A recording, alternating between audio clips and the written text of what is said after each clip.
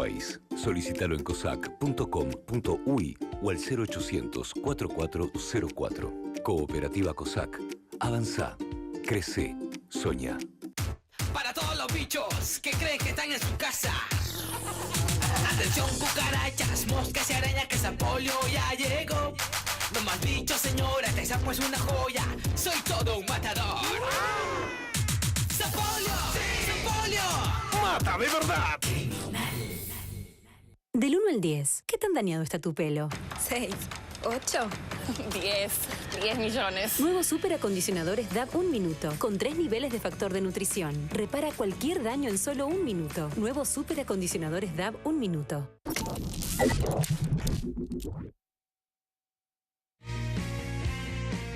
Presenta De la Ribera Empanadas.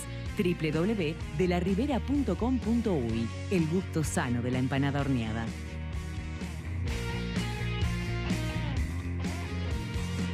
Hablando de playas, estamos desde el punto de vista científico, pero no deja de ser un empuje recreativo en nuestro espíritu también. Científico anecdótico, pero es significativo que llegaron las cianobacterias hasta el océano, pleno océano, costas de Rocha, cuando siempre supimos, y obviamente la doctora tendrá más aportes para hacer al respecto, que la salinidad, el aumento de la salinidad mataba a las cianobacterias.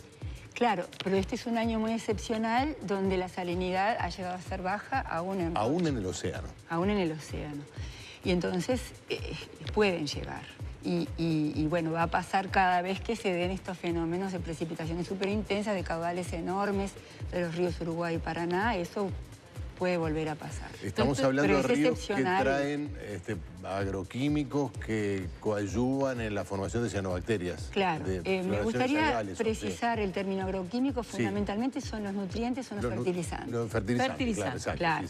Porque claro, el agroquímico a veces uno lo considera, bueno, un tóxico. Sí, claro. Los tóxicos no, claro. Capaz que hasta las matan. No, pero bueno. Claro. Pero sí son los fertilizantes y más que nada los contenidos altos de nitrógeno y fósforo los que promueven el crecimiento. Esto viene de la cuenca del río Paraná, del río Uruguay, del río Negro también, de todas las cuencas. Santa Lucía. Sí.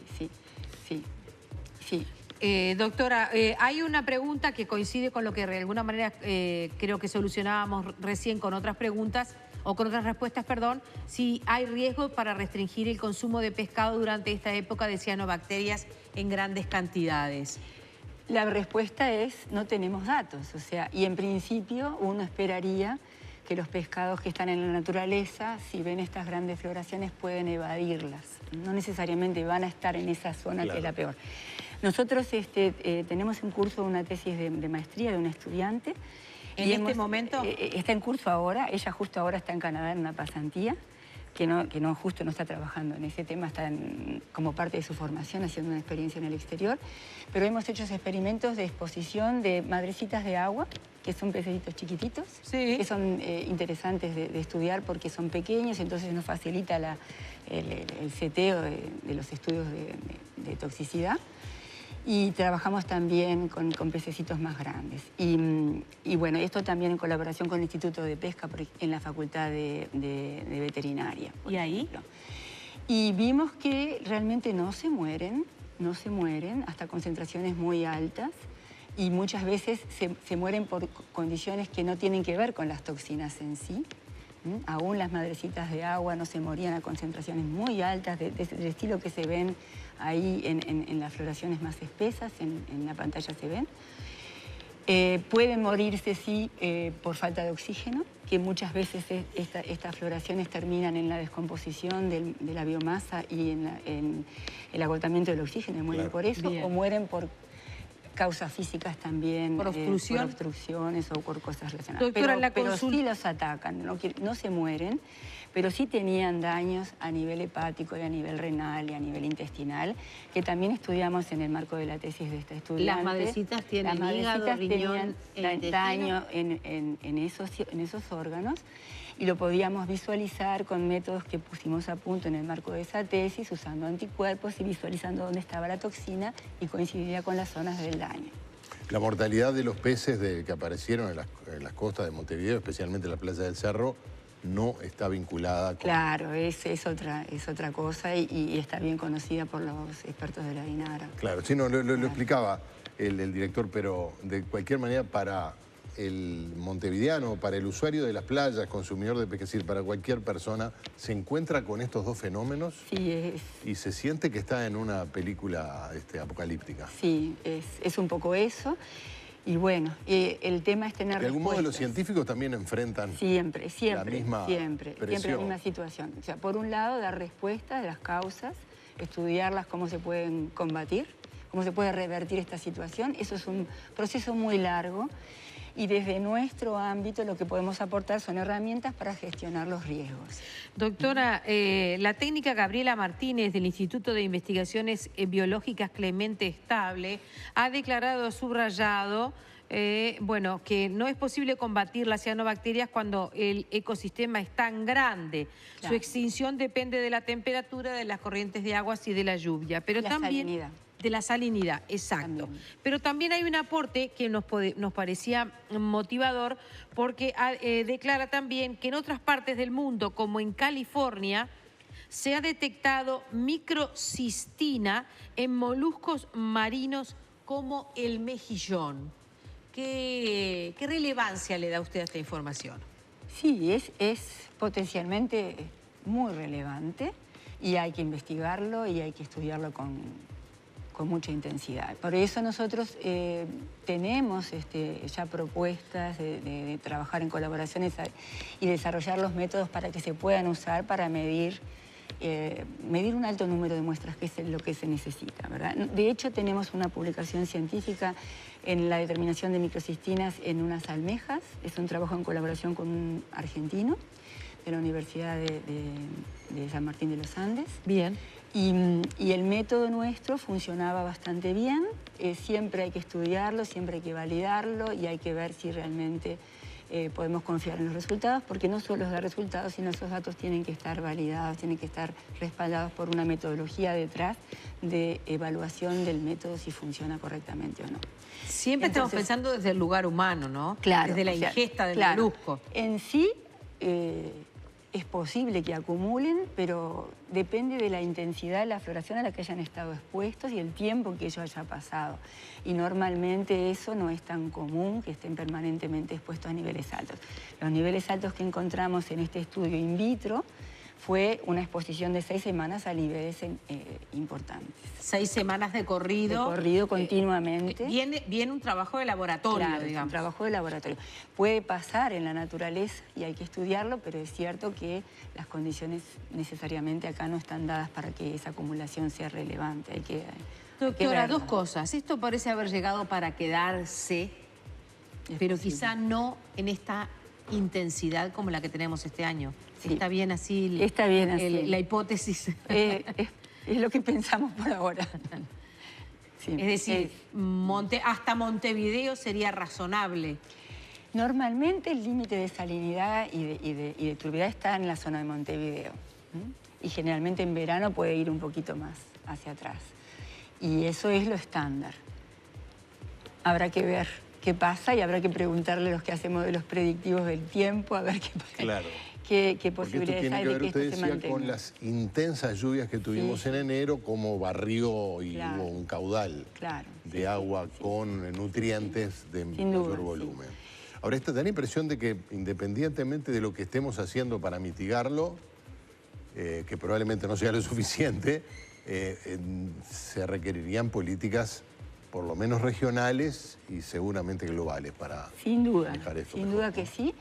De hecho, la existencia de microcistinas, estas toxinas, en aguas estuarinas no era tan conocida hasta hace pocos años en el mundo. Se está apareciendo cada vez con más intensidad. O sea, la problemática de microcistinas y estas floraciones de agua dulce era más que nada confinada a los lagos y embalses.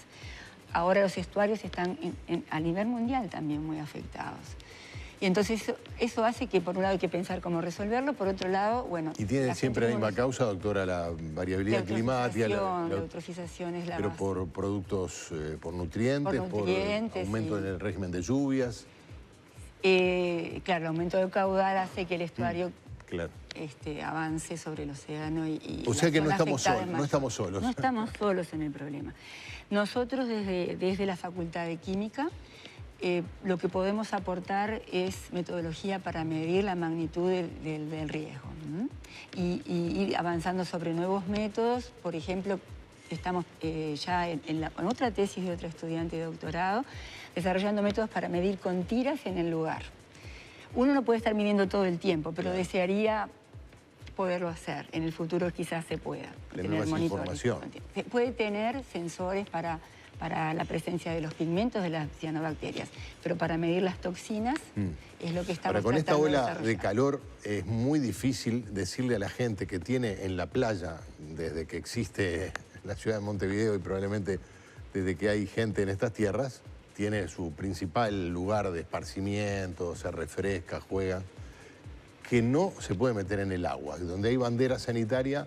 Yo ayer iba por la Rambla rumbo a mi casa y en la playa del Buceo, una tarde estupenda, y yo veía grupos de niños bañándose. Bandera sanitaria, no se veían las manchas verdes, pero había una bandera sanitaria y niños bañándose como si nada pasara.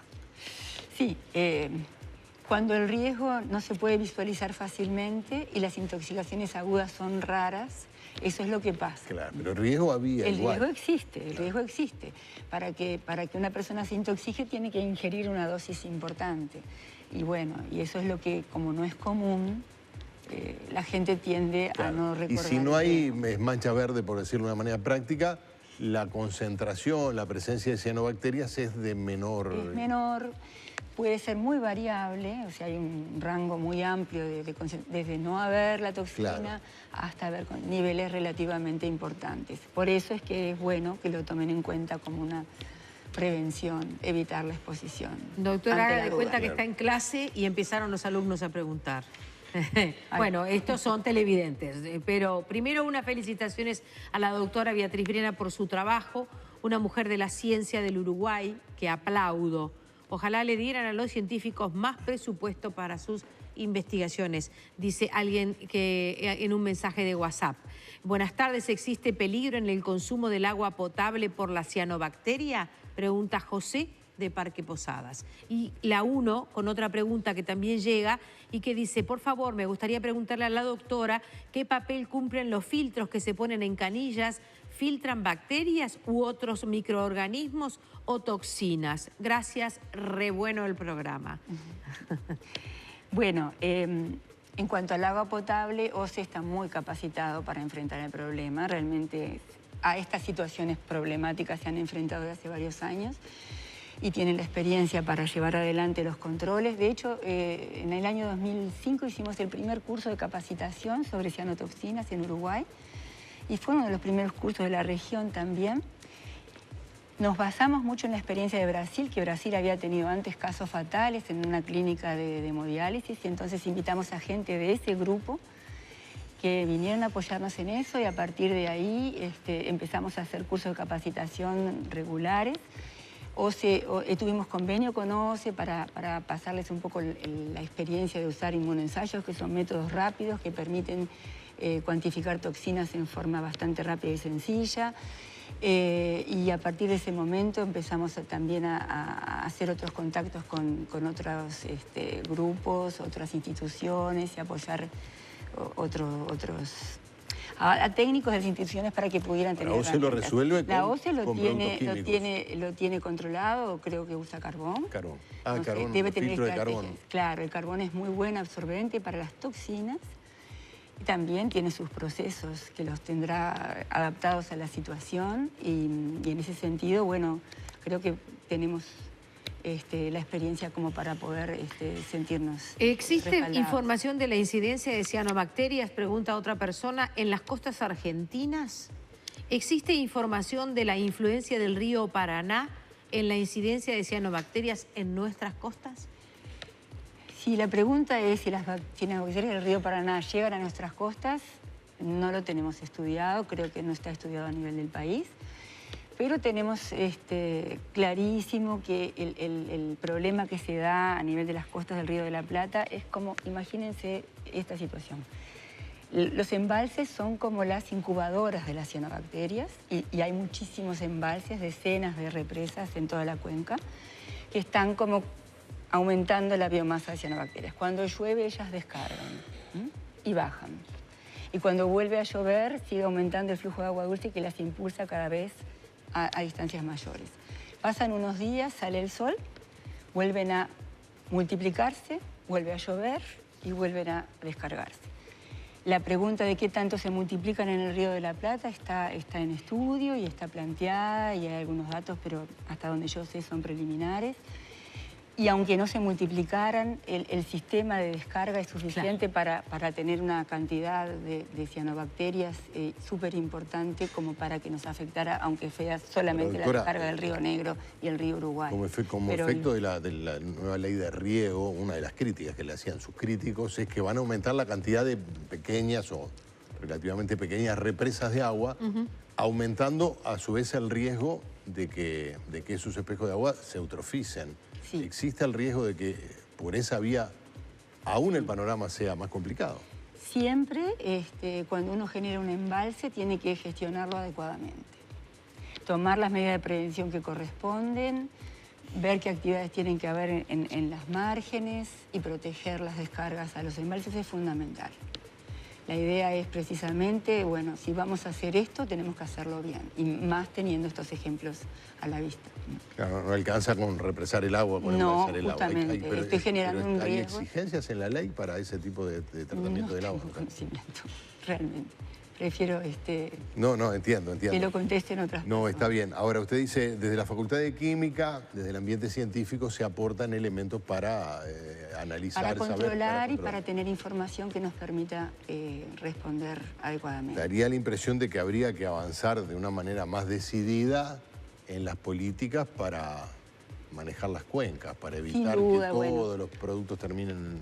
La Dinama está haciendo una experiencia muy interesante en el río Santa Lucía. Sí. Y eso yo creo que puede ser el puntapié inicial, conjuntamente con estos fenómenos que nos golpean tanto, para impulsarnos más a hacer mucho mejor todavía las cosas. Alguien pregunta aquí, estoy viendo la entrevista, me gustaría consultar a la profesional invitada. Cuando hay bandera sanitaria y la quitan de un día para el otro, ¿es conveniente bañarse en las playas o lo ideal es aguardar varios días de bandera verde? Claro, es bien la pregunta tan lógica de la gente. Lo que nosotros vimos de haber medido muchísimas muestras es que la situación es tan variable que por eso parece caprichosa. Incluso uno mide en la espuma, ahí donde se ve verde, y tenemos valores de miles de veces los límites de agua para recreación. Lo mide en la otra punta o a 50 metros y tiene valores capaz que no son muy altos. Y por eso es tan como caprichoso el problema, y por eso es tan desafiante. Uno puede decir, bueno, no hay que bañarse, por las dudas no hay que bañarse, y cuando viene una temporada de floraciones cerramos las playas. Claro, eso es una respuesta desde el punto de vista de la seguridad muy buena, pero no es necesario llegar a ese extremo, ¿no? La situación es muy variable, hay que saberlo. En este caso particular, la detección visual es importante. Tener buen ojo. Mirar muy bien, ver la bandera sanitaria se pone en conjunto con una serie de técnicos que apoyan esa definición y con algunos datos que se pueden ir tomando en el momento, y entonces de alguna forma es un apoyo mayor que solo mirar las personas que si están le en la entendí playa. bien, ¿es peor la espuma? Sin duda. El peor lugar es la espuma. Es miles de veces peor que el resto. Miles de veces peor. Claro, sí. 100, 1000, 10.000 veces peor que la situación que se da en la zona donde no está la espuma. Lo que pasa es que donde uno encuentra una dispersión moderada de cianobacterias, realmente no puede saber exactamente cuál es la concentración de toxinas. Por eso la prevención hace que es mejor no bañarse. Pero puede haber cambios muy bruscos y que de un día para otro, de una mañana para la tarde, tengamos en vez de agua dulce un poco más salada, cambió el viento y cambió. Por eso es que es muy importante pensar en herramientas para medir muy rápido. Bien. De futuro sería muy bueno hasta que no se resuelva el ¿Las problema. hay en otros lugares del mundo? No, o sea, hay kits comerciales que son muy caros para medir en el lugar, que es un poco lo que estamos trabajando ahora. Pero ¿Ustedes están trabajando a hacer kits de sí, menos costo? El costo sí, si se fabrican acá van a ser de menor costo, sí. En el futuro va a ser. ¿Y va a ser podría posible. la facultad fabricar? La facultad, en conjunto con alguna empresa, o digamos, el método se está desarrollando en la facultad. ¿Eso sería para uso Para masivo? uso por usuarios, sí, masivos en la propia playa, o los guardavidas. Como existe para piscinas, pero para las Claro, cocinas. claro, sí, estamos en ¿Y eso. lo podrían desarrollar en qué tiempo?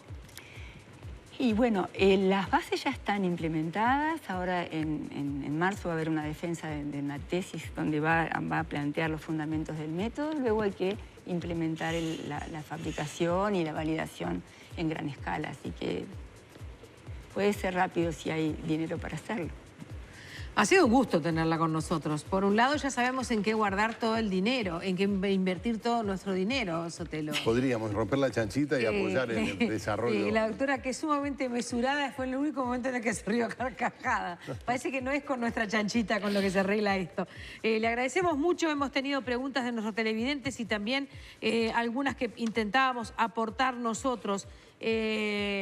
Gracias por compartir su conocimiento con nosotros, su conocimiento con los alumnos y sobre todo por estar tan abierta desde la divulgación también a fomentar el trabajo de los estudiantes. Claro, muchas porque durante 3 o 4 veces usted dijo, hay una tesis, hay alguien que está trabajando en esto, hay todo un mundo allí al que de repente no miramos frecuentemente y en el que están pensando en nosotros. Y también un poco el mensaje es para la población que sepa que en realidad el dinero que se usa en investigación, en las facultades, en la universidad, aunque no lo sepan, está aportando a la sociedad. Y es en estos momentos donde vale la pena que lo conozcan. Muy bien, gracias por acompañarnos, doctora. Gracias a la doctora Beatriz Brena, Quédese, química que estamos farmacéutica, profesora agregada del Departamento de Biociencias de la Facultad de Química. Estábamos con ella profundizando en el tema cianobacterias, una palabreja que aprendimos a decir desde el año 2002. Es cierto. Vamos a seguir hablando de playa, pero con otro cariz. Nos vamos a ir a Maldonado con Virginia de los Santos después de la pausa. Playa accesible en Punta del Este, unos 200 usuarios concurren allí, pero antes de, bueno, después de eso va a venir la directora del BPS, Rosario Ois, porque la seguridad social, la reforma de la seguridad social o eventual reforma debería ser un tema de campaña. Dicen que es un tema que va a tener que resolver el próximo gobierno, cualquiera sea el partido ganador. Lo veremos con Rosario Ois después de la pausa. Pero antes sepan que con los días lindos aumentan la vida al aire libre, pero también el contacto con los mosquitos. ¿Qué hacemos con los mosquitos? Por suerte tenemos a Sapolio, que tiene la línea más completa y efectiva de insecticidas y de repelentes del mercado, que gracias a su fórmula de última generación extermina moscas, mosquitos y todo tipo de insectos. No dejes que los mosquitos sean un problema. Usa Sapolio, que los mata de verdad y los sigue matando. Sapolio, cuida tu hogar y tu economía.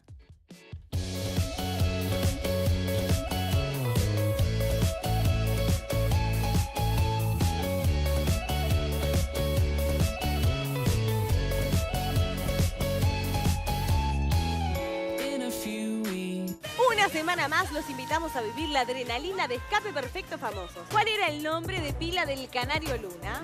Como buen uruguayo, se llamaba Washington. ¡Correcto! ¡Vamos, Caro! Muy bien, muy bien, muy bien. Muy bien, muy bien. Bien. Muy bien. Recordate que el chaleco tiene que estar abrochado para que sea válido el chaleco, ¿eh? Subí el cierre, Caro. Eso.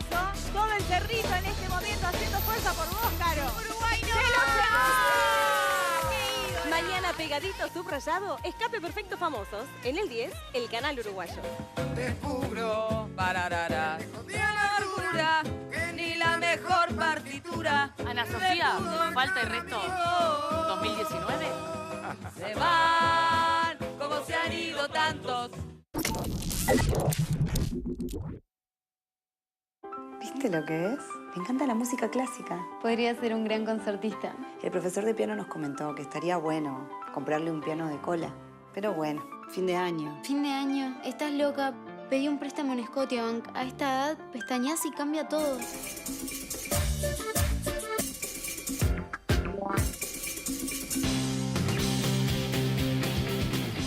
Ay, sí, Ya mismo pido un préstamo. Se lo compramos. Decidite hacerlo.